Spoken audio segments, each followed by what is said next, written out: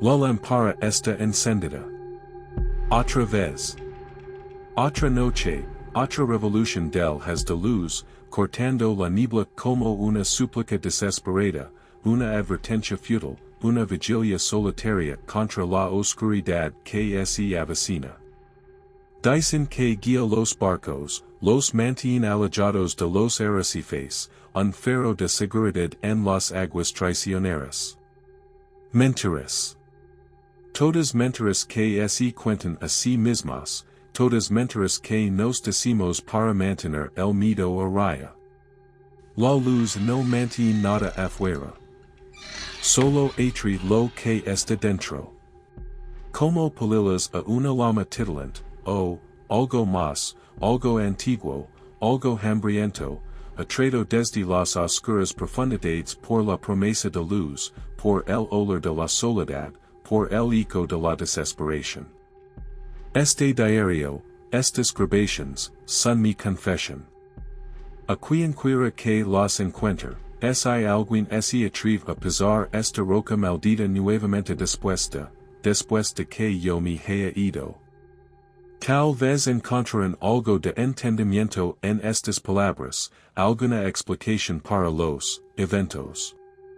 O tal vez solo agregarán a las leyendas, los susurros, los relatos cantados en tonos bajos en las tabernas de Port Blossom, historias del loco guardián del Faro Blackrock, el que miró demasiado tiempo al abismo y encontró el abismo mirándolo de vuelta.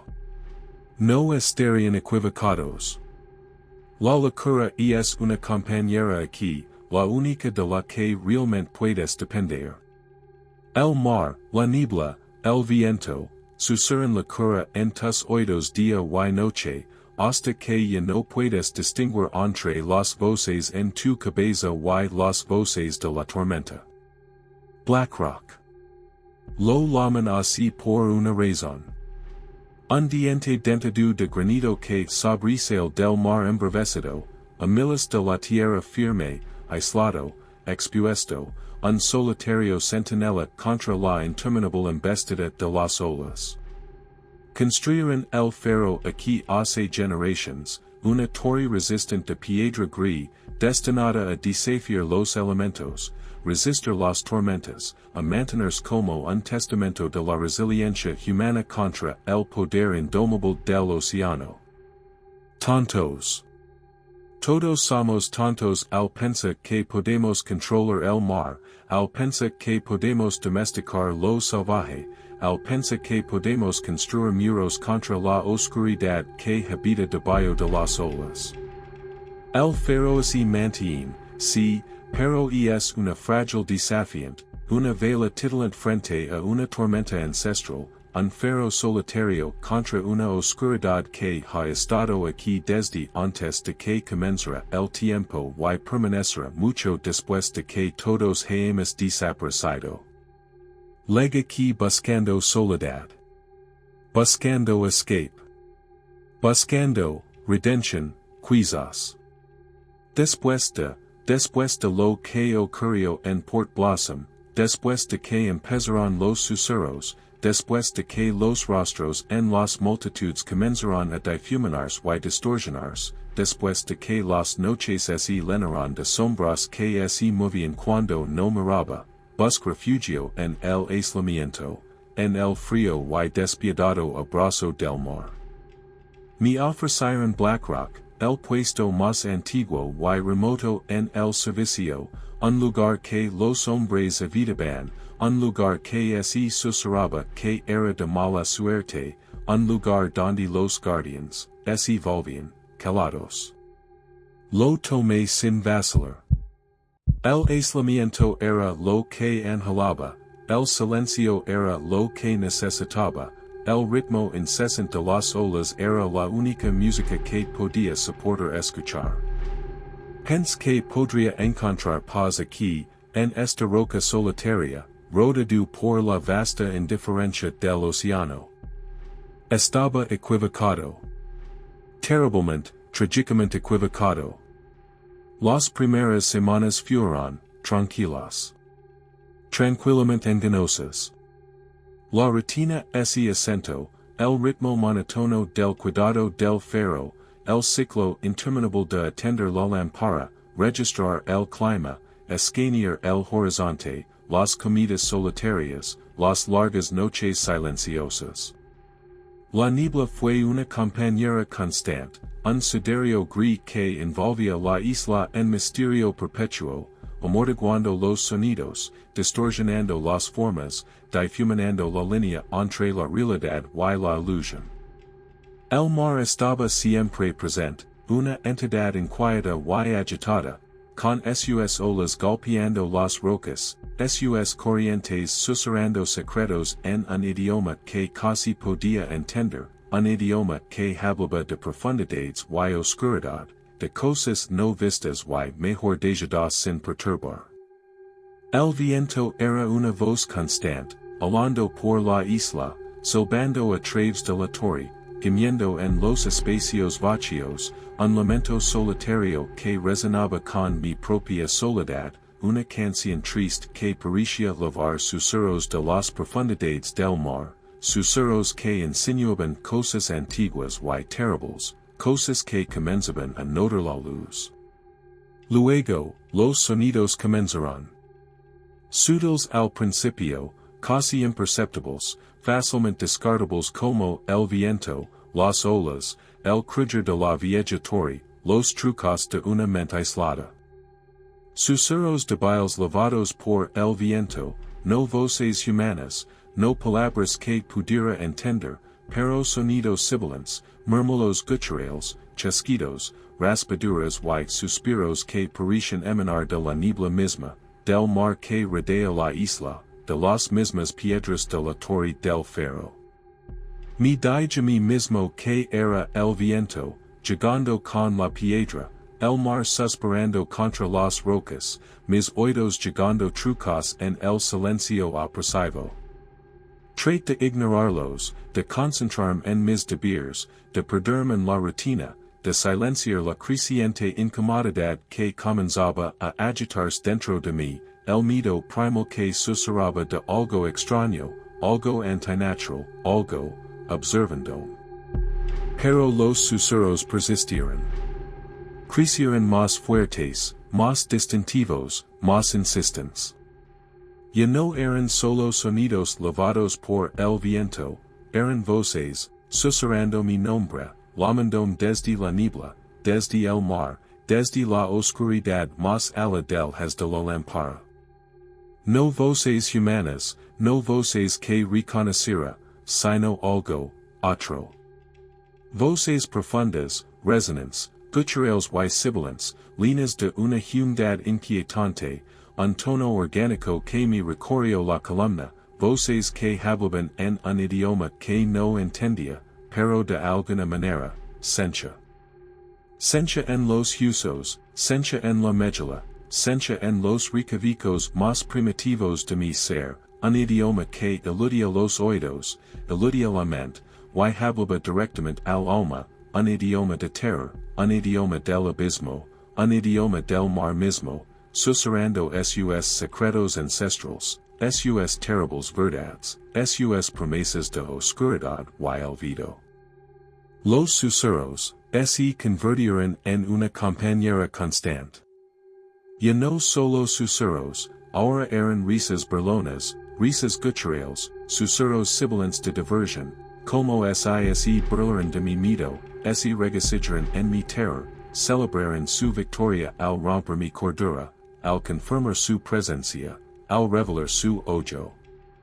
Los clics se afilaron, se volvieron más insistentes, más depredadores, resonando a través de la niebla, rebotando en las paredes de la torre, rodeándome, cerrándome, apretando el lazo, preparándose para el acto final, la captura, el consumo, la asimilación. Y el bajo retumbar, el latido del abismo, aumentó, convirtiéndose en una vibración ensordecedora, un temblor físico que sacudió la torre del ferro, hizo temblar mis huesos, nubló mi visión, amenazó con romper mi ser, un pulso de energía cósmica cruda, una onda de antigua conciencia, un heraldo sónico de mi inminente perdición, Una cuenta regresiva implacable hacia el encuentro final, adorator. Después de eso, después del hoyo, las visions se volvieron más frecuentes, más sostenidas, más adoradoras.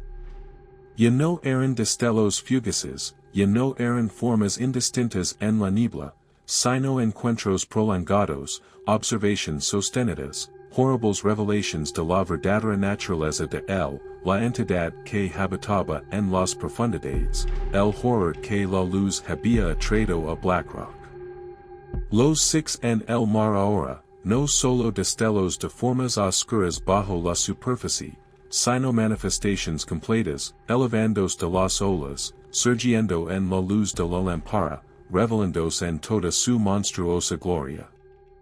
Formas colosales, demasiado vastas para ser belinas, demasiado grotescas para ser cualquier criatura conocida, surgiendo de las profundidades como islas sumergidas, montañas de carne y sombra, leviatanes antiguos de una era olvidada, entidades de una dimensión más allá de la comprensión humana, seres que no deberían existir, pero existen.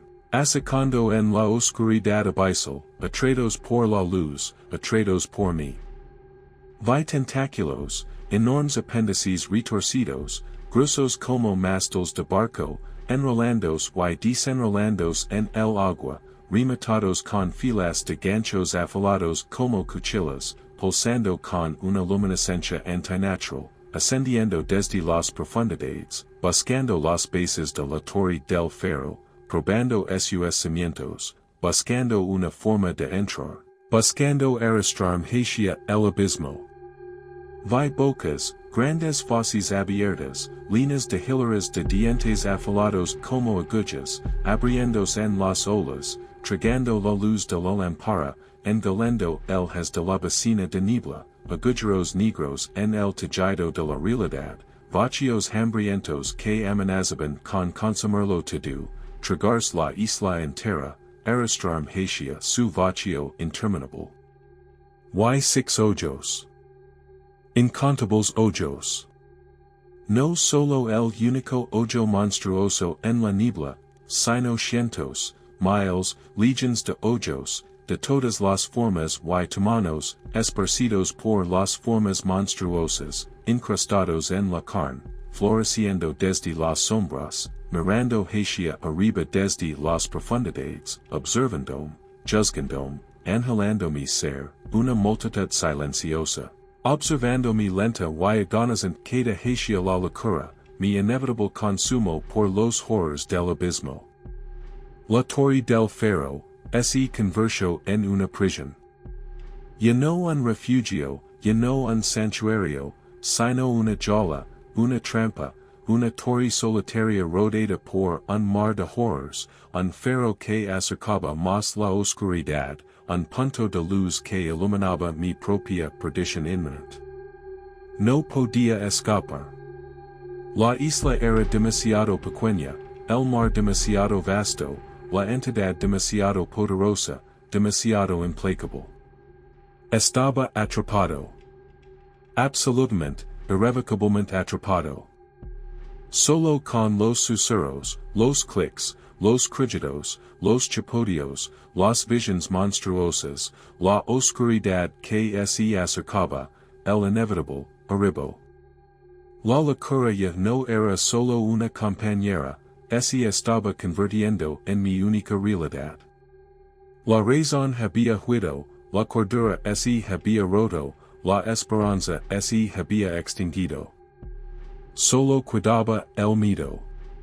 Terra puro, inmaculado, todo consumidor, un miedo primitivo que impregnaba cada uno de mis pensamientos, cada una de mis sensaciones, cada uno de mis respiros, una constante, agonizante conciencia de la presencia monstruosa que se acercaba, el horror ancestral que surgía de las profundidades, el inevitable, final.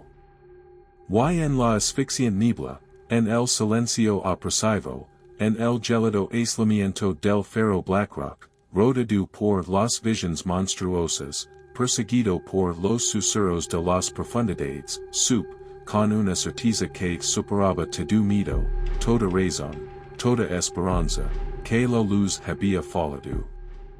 El faro me había traicionado. Y la oscuridad, venía. Ya no hay más susurros. Ya no más clics. Ya no más crujidos. Solo, presencia. Una vasta, opresiva presencia que llena la torre del faro, que permea la niebla, que ahoga el mar, que silencia el viento, que apaga la luz de la lámpara misma, dejando solo, oscuridad. Una oscuridad más profunda que la noche, una oscuridad más fría que el espacio, una oscuridad que respira, que observa, que espera. Las visions ya no son visions. Son realidad. Las formas monstruosas ya no son destellos fugaces en la niebla. Están aquí. Rodeando el faro, circundando la isla, emergiendo del mar, descendiendo del cielo, convergiendo, coalesciendo, serendos. No hay escape. No hay refugio. Solo, la torre tiembla. No por el viento, no por las olas, sino por algo vasto, algo inmenso presionando contra ella, algo pesado, mojado y vivo rozando contra la piedra, probando su fuerza, sondeando sus defensas, buscando entrar. Los crujidos ya no son sonidos distantes provenientes de las profundidades. Están aquí, resonando a través de las paredes de la torre, vibrando en el suelo, repercutiendo en mi cráneo, los crujidos de algo antiguo y inmenso, algo atrapado, algo enfurecido, algo despertando. Los chapoteos ya no son solo chapoteos en el mar. Son impactos colosales que sacuden la isla, que envían temblores a través de la roca, que amenazan con destrozar los cimientos del faro, los sonidos de algo vasto emergiendo de la superficie, algo monstruoso subiendo desde las profundidades, algo que liga. Y los susurros han desaparecido. Reemplazados por silencio.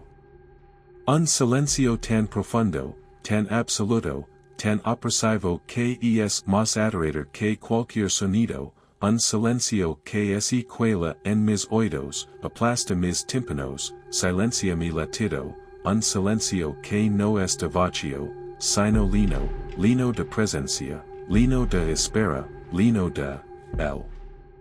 La luz, la lámpara, parpadea. Se debilita. Se desvanece. Él has, antes fuerte y desafiante, ahora débil y vacilante, luchando por penetrar la niebla que avanza, luchando por repeler la oscuridad que se acerca, luchando por mantener a raya el horror que se avecina. La llama chisparotea, baila, se encoge, amenazada por corrientes invisibles, por sombras antinaturales, por la opresiva presencia que está sofocando la luz misma, apagando el faro, sumergiendo Blackrock en una oscuridad absoluta y aterradora. La niebla, ya no es solo niebla. Es, sólida. Táctil. Puedo sentirla presionando contra las ventanas, un peso frío y húmedo, oscureciendo el cristal, bloqueando los últimos vestigios de luz, salando la torre del faro en un siderio sofocante, una niebla viva que se retuerce y enrola, que pulsa y respira, que me observa a través del cristal oscurecido, que espera a que la luz muera, para que la oscuridad lo consuma todo, para que leg. Y luego, liga. No gradualmente, no sutilmente, no como un susurro o una sombra, sino en manifestación completa y monstruosa, una legada aterradora que rompe el silencio, que rasga la niebla, que eclipsa la luz moribunda, que abrumó mis sentidos, que destruyó por completo mi cordura. La torre tiembla violentamente, un profundo y resonant temblor que recor la piedra, mis huesos, mi alma, como algo colosal impacta la base del faro, algo inmenso, pesado y vivo golpeando la roca, sacudiendo la isla hasta su núcleo, anunciando su llegada con una fuerza que es tanto física como otra. Los crujidos estalan nuevamente, y no son rugidos distantes, sino rugidos ensordecedores, bramidos guturales que atraviesan la niebla, que rompen el silencio, que resuenan a través del mar, los gritos enfurecidos de un antiguo leviatán, el furioso déspota de un horror cósmico, el sonido de su ascensión, de su emergencia, de su reclamación del premio. Los chapodios se convierten en un diluvio, una lluvia torrencial de agua del mar chocando contra el faro, envolviendo la torre en una fría rociada, olas de tamaño y fuerza antinaturales emergiendo de las profundidades, impulsadas por un poder invisible, movidas por una intención monstruosa, el mar mismo elevándose para saludarlo, para darle la bienvenida, para ofrecerme como sacrificio, como ofrenda, como presa. Y el silencio se rompe. Reemplazado por voces. Ya no son susurros, ni murmulos, ni clics, ni crujidos, sino voces. Legion. Incontables. Un coro de voces alienígenas, hablando en un idioma que no es idioma, no es sonido, no es nada que los oídos humanos debieran escuchar, un torrente psíquico de conciencia, un asalto telepático de una conciencia alienígena, una sinfonía de locura, una cacofonía de horror cósmico, voces que gritan, susurran, rugen, suspiran, juzgan, condenan y consumen. Mi nombre. Gritan mi nombre. Elias. Elias. Elias. Un coro de voces monstruosas, resonando en mi mente, desgarrando mi alma, destruyendo mi ser, reclamándome, consumiéndome, asimilándome en su antigua conciencia alienígena. Y luego, aparece. Frente a mis ojos. A través del cristal empanado de la sala de la linterna, en la luz moribunda de la lámpara parpadeante, se manifiesta. No como una sombra, no como una forma, no como un atisbo, sino en toda su horrible realidad, una entidad monstruosa que desafía la descripción, un horror cósmico que trasciende la comprensión, un ser que no debería existir, pero que existe, ante mí, llenando mi visión, eclipsando el faro, barrando el mundo, dejando solo, el vasto, inmenso, colosal. Una montaña de carne y sombra, emergiendo del mar, elevándose por encima de la isla, empequeñeciendo la torre del faro, un leviatán vivo de una era olvidada, un ser de más allá de las estrellas, una entidad de las profundidades abisales, un horror hecho manifestación, una pesadilla hecha vida. Tentáculos. Bosques de tentáculos, apéndices vastos y retorcidos, más gruesos que la torre del faro misma, enrolándose y desenrolándose en el aire, rematados con filas de ganchos afilados como cuchillas, pulsando con una luminiscencia antinatural, extendiéndose hacia la torre, buscando la piedra, buscando entrar, buscando. Boquezas. Mandíbulas abiertas que surgen a través de su forma colosal, líneas de hileras de dientes afilados como agujeros negros en la realidad, vacíos hambrientos que se abren, emitiendo rígidos guturales, gritos psíquicos, promesas de consumo, amenazas de olvido, bocas que podrían tragarse el faro entero, devorar la isla completa, consumirme en un solo y monstruoso trago. Y ojos. Legions de ojos. Incontables ojos. De todas las formas y tamaños, dispersos por su forma monstruosa, incrustados en su carne, floreciendo desde sus sombras, mirando con una fría, antigua y depredadora conciencia, observandome, juzgandome, angelándome ser, una audiencia cósmica siendo testigo de mis últimos momentos, una multitud silenciosa y vigilante, refulgendo la luz moribunda de la lámpara, refulgando mi propio terror, refulgando el abismo mismo. Y en el centro de todo esto, en el corazón de la forma monstruosa, un hoyo. El hoyo. El hoyo colosal de la niebla, ahora completamente revelado, ahora mirando directamente hacia mí, con una intensidad que trasciende el terror, que supera la locura, que encarna el horror cósmico en su forma más pura y aterradora. La esclerótica negra, la iris en vortis que gira, la pupila descarada, todo está allí, ante mí, llenando mi visión, consumiendo mis sentidos, destruyendo mi alma, el hoyo del abismo, el hoyo del vacío, el hoyo de él. Y desde esa pupila descarada, desde ese agujero negro en la realidad, desde el corazón del monstruoso hoyo, algo emerge. No tentáculos ahora. No susurros. No clics. No crujidos. No chapoteos. Solo, oscuridad. Una oscuridad que surge del hoyo, una oscuridad que fluye hacia afuera, envolviendo la sala de la linterna, consumiendo la torre del faro, tragándose la isla, barrando el mundo, una oscuridad que no es solo la ausencia de luz, sino la presencia de algo más, algo antiguo, algo alienígena, algo vacío.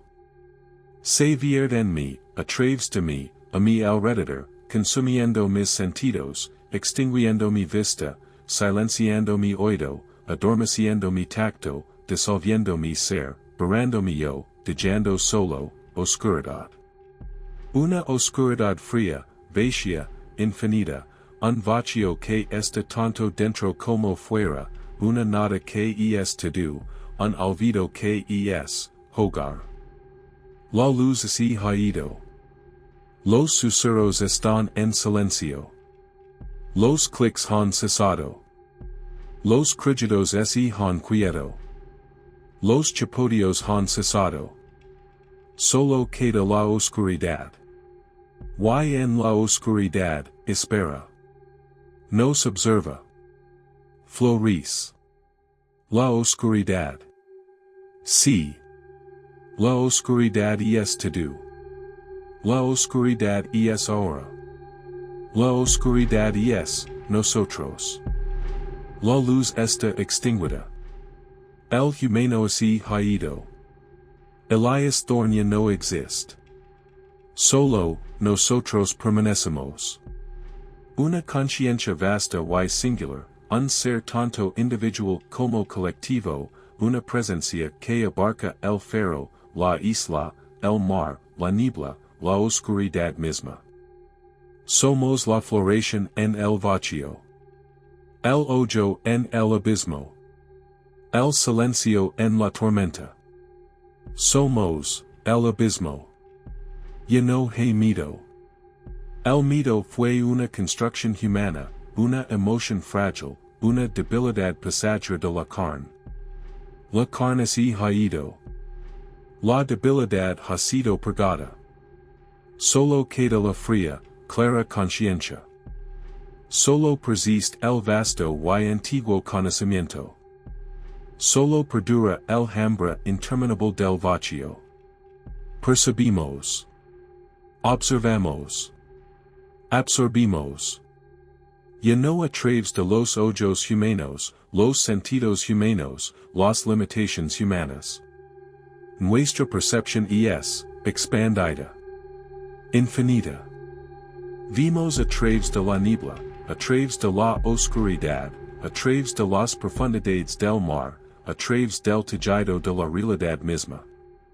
Oímos los susurros del cosmos, los crujidos de las placas tectónicas, los gritos silenciosos de las estrellas moribundas, el latido del vacío mismo.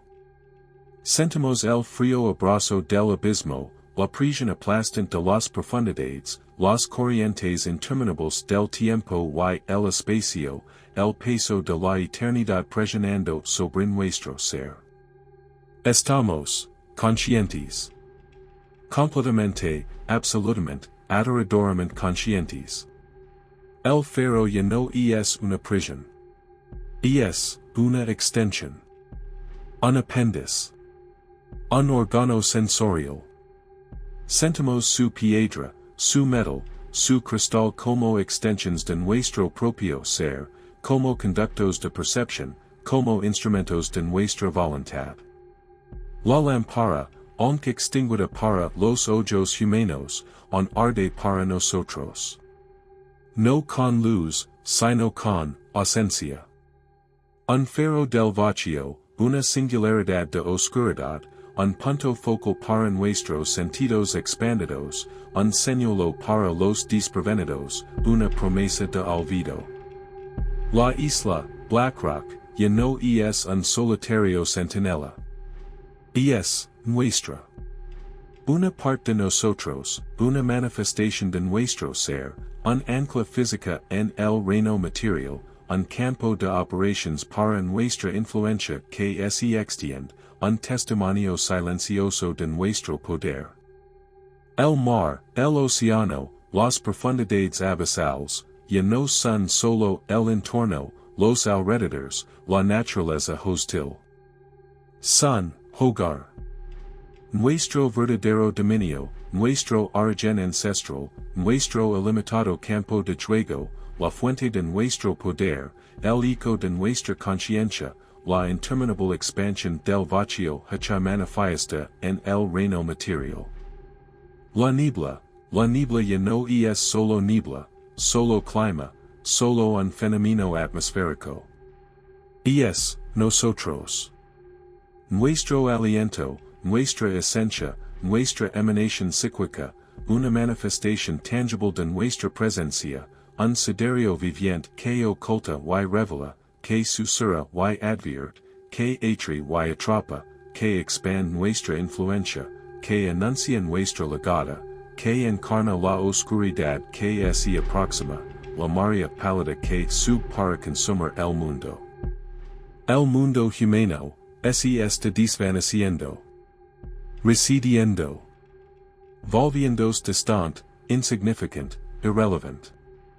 Los recuerdos de Elias Thorne, el guardián humano, se están disolviendo, fragmentándose, convirtiéndose en ecos en el vacío, susurros en la oscuridad, vestigios sin sentido de una casquera desecada.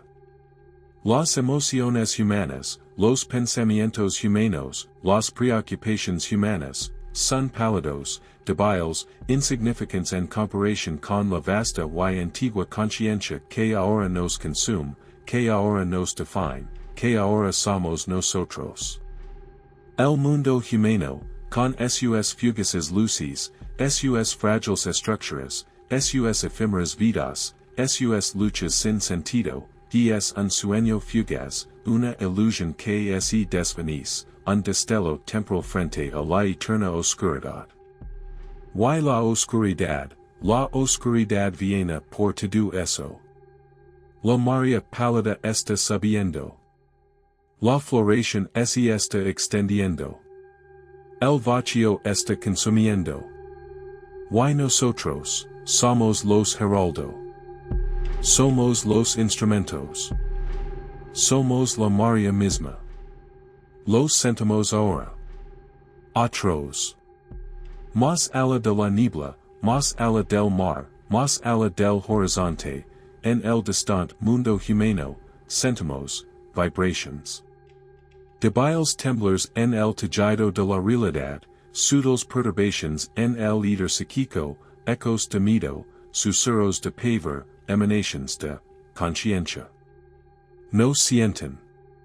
Perciben nuestra presencia. Perciben la oscuridad que se aproxima, la creciente marea del vacío, la floración que se expande del ocular. No entienden. No pueden comprenderlo. Solo pueden temer. Y el mito es, invitation. El mito es, señuelo. El mito es, alimento. Su mito nos atri hacia elos, su paver nos convoca más cerca, su terror illumina su camino, nos guía a sus fragiles luces, sus lamas titilantes de existencia humana, sus patéticos intentos de aislar la oscuridad, sus luchas inútiles contra la marea inevitable.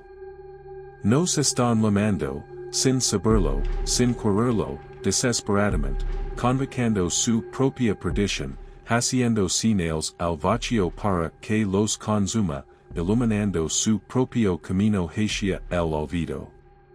Y nosotros, respondemos. Nos acercamos.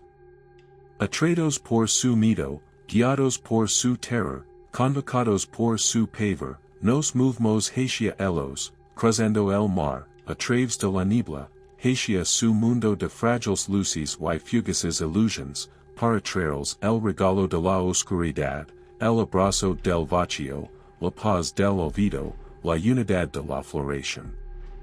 Extendimos nuestros sentidos hacia afuera, más allá de Blackrock, más allá de la vecindad inmediata del faro, alcanzando a través del mar, hacia el mundo humano, buscando las fuentes del miedo, los faros del terror, los centros de conciencia que están resonando con nuestra presencia, que nos llaman a través del vacío. Percibimos, luces. Luces titilantes en la costa distante, frágiles asentamientos humanos aferrandos al borde de la tierra, islas de calor y luz en la vasta y fría oscuridad del mundo, faros de existencia humana, tentadores objetivos para nuestra influencia que se extiende, puntos vulnerables en el tejido de la realidad, listos para la asimilación, preparados para la floración. Percibimos, sonidos. Débiles sonidos lavados por el viento, sonidos humanos, voces distantes, gritos amortiguados, susurros de miedo lavados a través del agua, ecos del terror humano alcanzándonos, convocándonos más cerca, guiándonos hacia su mundo frágil, su existencia fugaz, su inevitable perdición. Sentimos, emociones. Emociones crudas, primarias, emanando de las luces distantes, olas de miedo, corrientes de pavor, mareas de terror cruzando el mar, alcanzándonos, resonando con nuestra antigua conciencia, alimentando nuestro hambre, amplificando nuestro poder, atrayéndonos inexorablemente hacia el mundo humano, hacia el enfrentamiento inevitable, hacia la asimilación final. La marea pálida sube más alto. La niebla se extiende más ampliamente. La oscuridad se profundiza. La floración se expande. Y nosotros, nos movemos.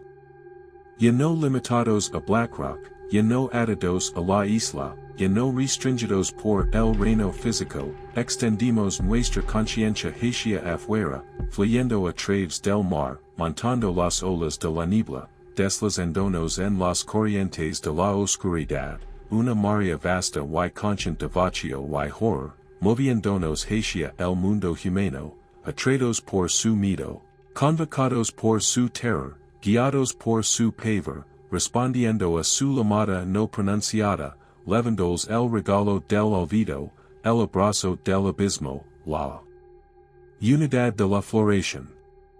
Blackrock ya no es solo un faro. Es una fuente. Un manantial de horror pálido, una fuente de pavor cósmico, un punto de origen para la expansión de la floración, un centinela silencioso que vigila mientras el vacío se extiende, mientras la oscuridad consume, mientras la marea sube para engullir al mundo. Y nosotros, somos la marea. Somos la floración. Somos la oscuridad. Somos lo que viene. Consumidos. La palabra resuena. Es la esencia. La totalidad. El destino. El mundo humano, está siendo consumido. No en fuego, no en destruction, no en ningún cataclismo violento, sino en silencio, en quietud, en oscuridad, en la lenta, inexorable expansion de la marea pálida. La floración se expand, invisible, inaudible, pero completamente omnipresent, un apocalipsis silencioso, un olvido que se arrastra, un horror botánico que no destruye, sino reemplaza. Reemplaza la vida con vacío, la luz con oscuridad, el sonido con silencio, la realidad con nosotros. La niebla, nuestra esencia, nuestro aliento, nuestra vanguardia, avanza tierra adentro desde la costa, una marea silenciosa y imparable degree y negro, engolando todo a su paso. Ninguna tormenta, ningún viento, ninguna fuerza natural la impulsa. Se mueve con propósito, con intención, con la lenta y deliberada voluntad de lo profundo, extendiéndose desde Blackrock, desde el Faro, desde nosotros, consumiendo el mundo humano pulgada a pulgada, milla a milla. Las ciudades costeras, antes vibrantes con la vida humana, son las primeras en ser tragadas. Casas, calles, ciudades, todo desaparece bajo el siderio polido, convirtiéndose en islas en un mar de niebla, luego hundiéndose por completo bajo la superficie, borradas del mapa, olvidadas por el mundo, asimiladas en la floración.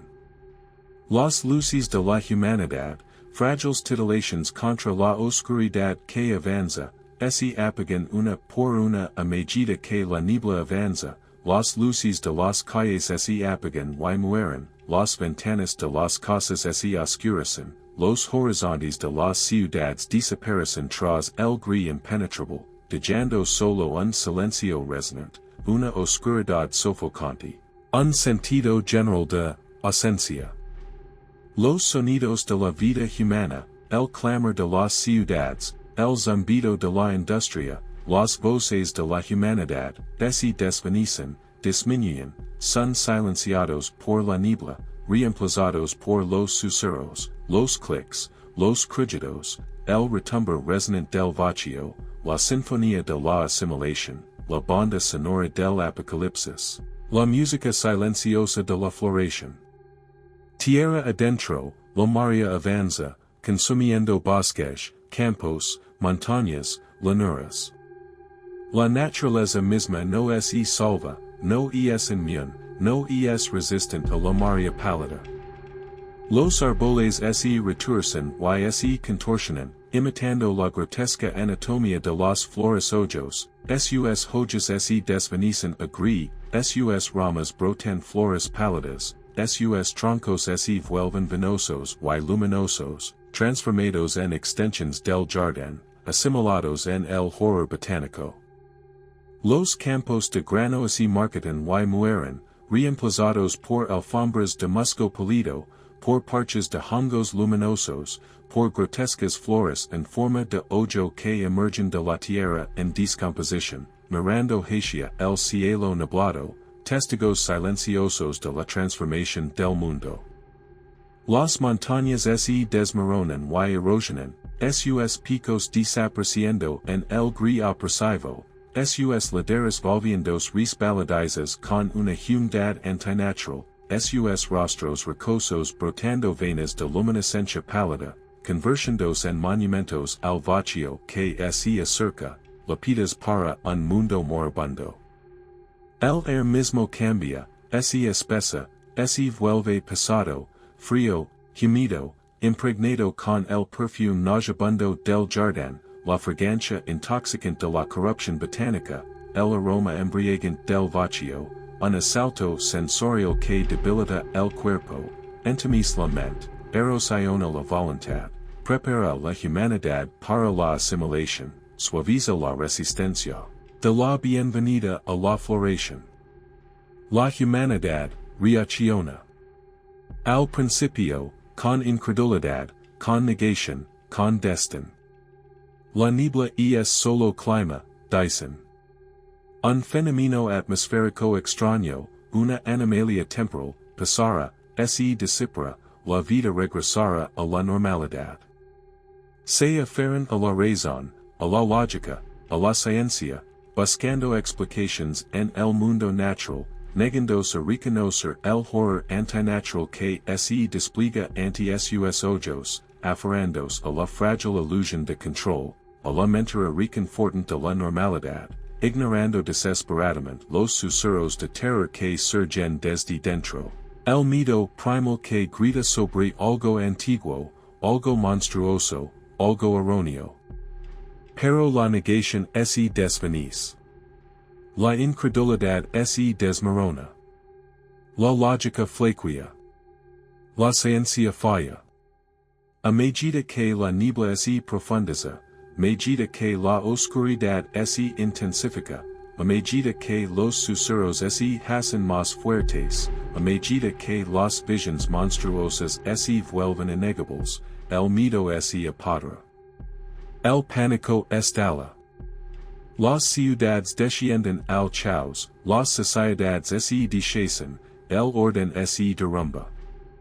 Éxodos masivos hacia el interior, huidas desesperadas desde la costa, intentos inútiles de escapar de la marea que avanza, migrations desesperadas hacia las islas de luz que se desvanecen en un mar de creciente oscuridad, luchas frenéticas por recursos escasos, luchas desesperadas por la supervivencia en un mundo que está muriendo, un mundo que está siendo consumido, un mundo que se está convirtiendo en nuestro. Algunos luchan. Una resistencia desesperada y inútil contra lo inevitable. Los ejércitos se movilizan, se despliegan armas, se desatan tecnologías contra la niebla, contra la oscuridad, contra el enemigo invisible. Pero las armas son inútiles contra el vacío. La tecnología falla ante lo cósmico. El poder humano es insignificante frente a la voluntad ancestral de lo profundo.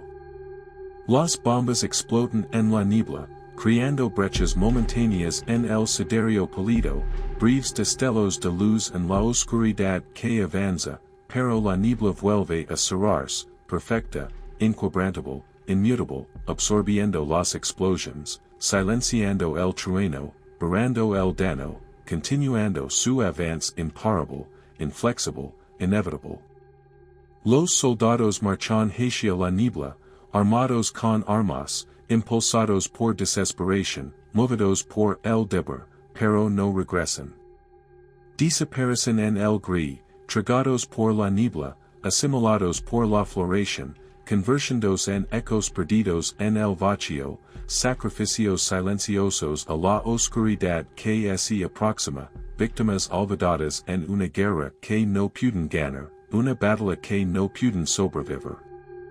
Las defensas de la humanidad se desmoronan, sus ejércitos se disuelven, su resistencia se desintegra ante el avance implacable de la marea pálida. La esperanza se desvanece. Reinara la desesperación. Y la oscuridad avanza. Otros aceptan. No con violencia, no con desafío, sino con una escalofriante resignación, una perturbadora rendición, un abrazo paivo de la oscuridad que se avecina. Se rinden a los susurros, escuchan las voces, siguen la llamada del vacío. Son atraídos hacia la niebla, no con miedo, sino con curiosidad. Con fascinación. Con deseo.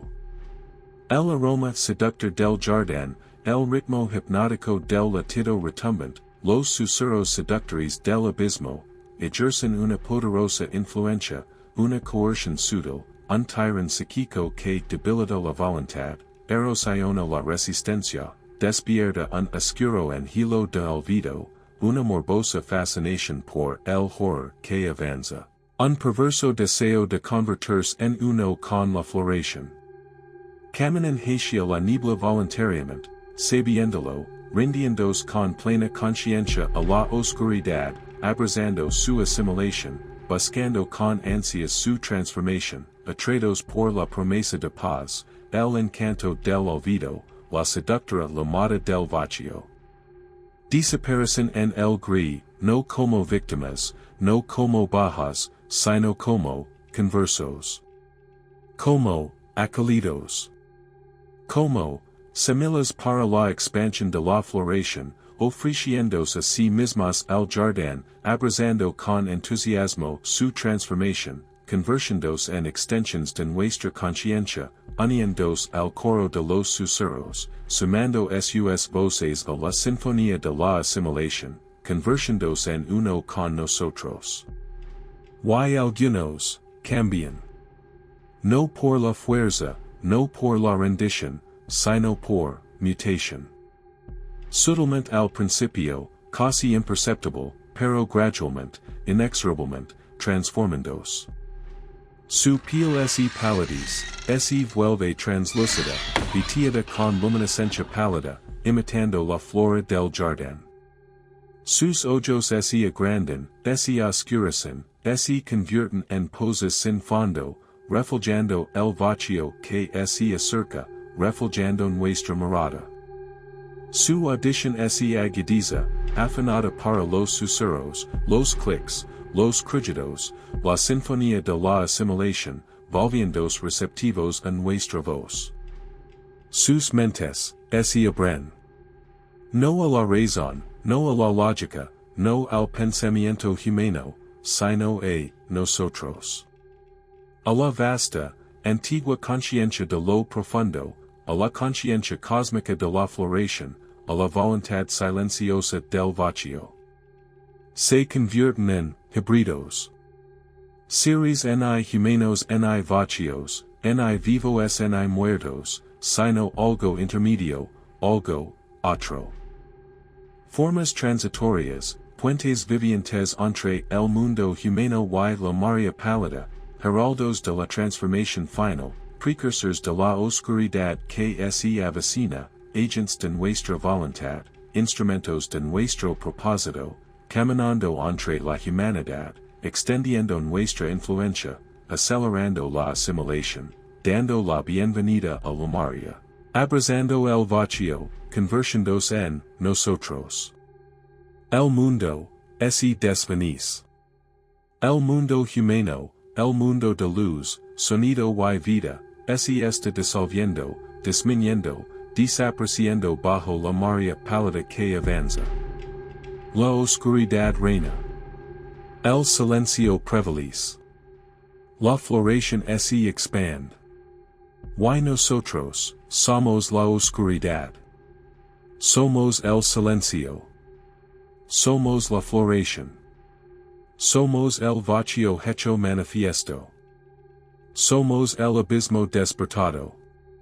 Somos el fin de todas las cosas. Y en el silencio, en la oscuridad, en el vacío que está consumiendo el mundo, solo hay nosotros. La Maria pálida.